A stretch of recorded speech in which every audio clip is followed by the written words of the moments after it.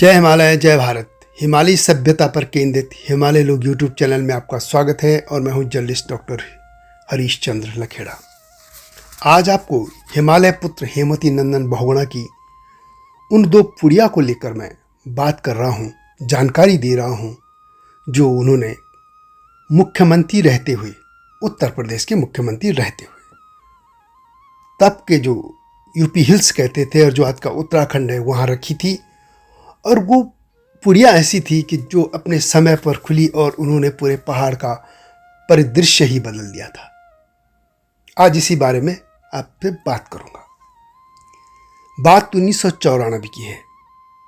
उत्तराखंड आंदोलन, राज्य जो आंदोलन था, वो अपनी चरम हालत में था, चरम स्थिति में था। मसूरी, खटीमा और मुजफ्फरनगर कांड के बाद लोग बहुत निराश थे।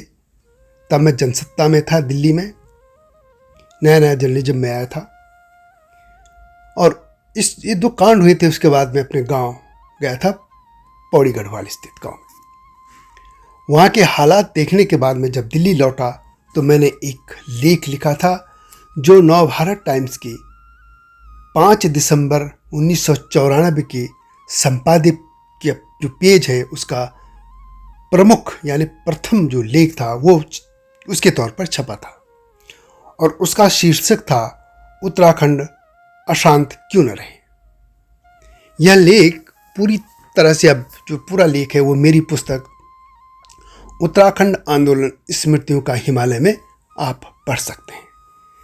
इस लेख में मैंने बहुगुणा जी की उन दो पुड़ियों के बारे में कहा था, उल्लेख किया था और मैं आज उसके जो अंतिम पैरा में था उसको लिखा गया था, उसको मैं पढ़ रहा हूँ और उसके बाद मैं आपको विस्तार से बताऊंगा। इस लेख के अंत में मैंने लिखा था कि स्वर्गीय हेमवती नंदन बहुगुणा का एक स्मरण आजकल, यानी मैं उस दौर की बात कर रहा हूँ, अक्टूबर नवंबर के जो 94 में, कि स्वर्गीय हेमवती नंदन बहुगुणा का एक संस्मरण आजकल उत्तराखंड में चर्चा का विषय है।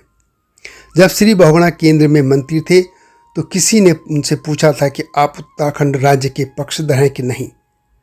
तब बहुगुणा जी ने कहा था कि मैं अभी न तो उत्तराखंड राज्य बनाने के पक्ष में हूँ और वह न ऐसी स्थिति में हूँ कि अलग राज्य बनवा सकूँ, लेकिन मैं पहाड़ में ऐसी दो पुड़िया रख कर आया हूँ जो समय आने पर स्वयं खुलेंगी और फिर केंद्र सरकार को हर हालत में अलग राज्य देना ही होगा। ये पुड़िया थी गढ़वाल विश्वविद्यालय और कुमाऊं विश्वविद्यालय। वास्तव में घरेलू नौकर तथा फौज तक सीमित उत्तराखंड के लोग तब जब इन विश्वविद्यालयों में पढ़कर लिखकर आगे बढ़े तो वे अपने अधिकारों के लिए जागरूक भी हुए और इसी का नतीजा था कि फिर उत्तराखंड आंदोलन हुआ और आखिरकार उन्होंने नवंबर 2000 में राज्य प्राप्त कर लिया था।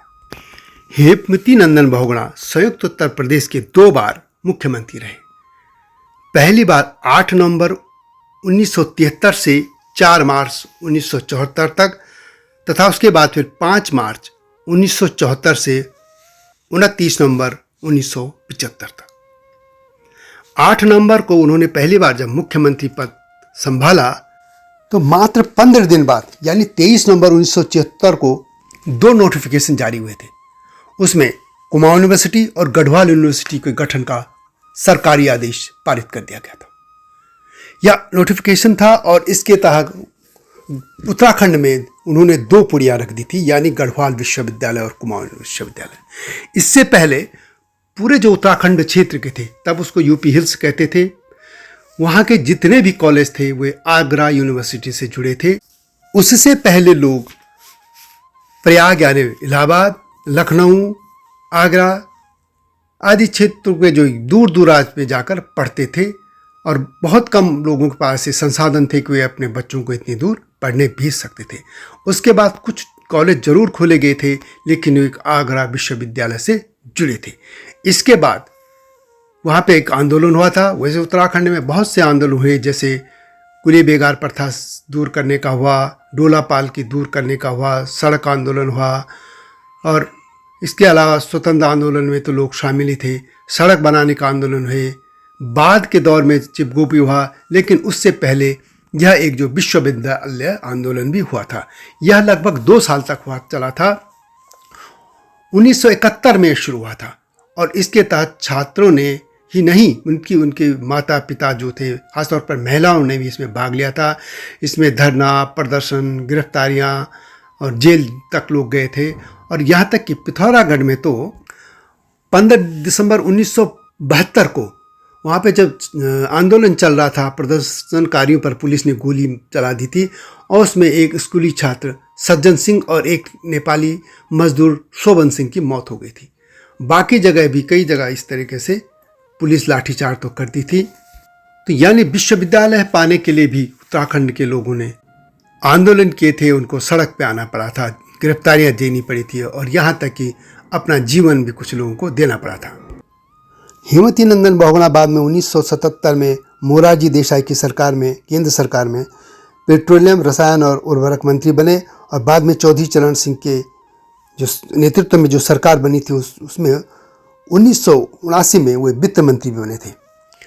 और कहा जाता है कि उनको लेकर ये माना जाता था कि वे भारत के अगले प्रधानमंत्री होंगे, लेकिन इंदिरा गांधी के जो नकचढ़ा बेटा था संजय गांधी, उसके कारण उनको कांग्रेस छोड़ना पड़ी थी, उनको कांग्रेस को अलविदा कहना पड़ा था।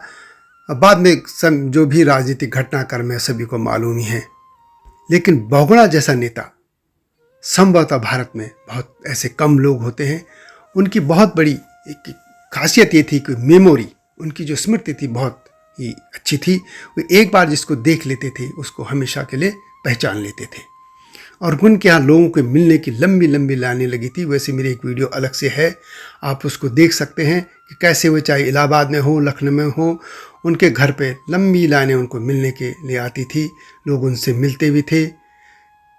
उत्तराखंड के नेताओं को यह सोचना होगा कि क्या वे बहुगुणा जी के कहाँ तक वे उनके पद चिन्हों पर चल रहे हैं। लेकिन जो भी हो, उनकी रखी की ये जो पुड़ियाँ थी आज वो अपना असर दिखा रही हैं। यह 2 पुड़ियाँ थी जिससे पूरा उत्तराखंड का सिनेरियो बदला गया। और आपको यह जानकर आश्चर्य होगा कि यदि आप हरिद्वार क्षेत्र को हटा दें और कुछ, तो उत्तराखंड का जो था वो शिक्षा के क्षेत्र में यानी साक्षरता के मामले में केरल के आसपास ही बैठता था। हालांकि हरिद्वार को इसमें जोड़ देने के बाद वो बहुत नीचे आगे आना पड़ा था क्योंकि वहाँ पे साक्षरता दर कम थी। तो यह वीडियो कैसी लगी कमेंट में अवश्य लिखें और हिमालय लोग चैनल को लाइक और सब्सक्राइब करना न भूलना। आप जानते हैं कि हिमालय क्षेत्र के इतिहास, लोक भाषा, संस्कृति, कला, संगीत, धरोहर आदि को देश दुनिया के सामने रखने के लिए चैनल लाया गया है।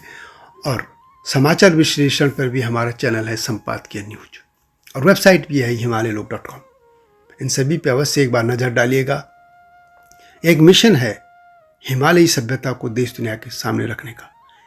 आपसे आग्रह है कि इस चैनल को सब्सक्राइब करके इस मिशन से जुड़िए। अगली वीडियो की प्रतीक्षा कीजिए। तब तक जय हिमालय, जय भारत।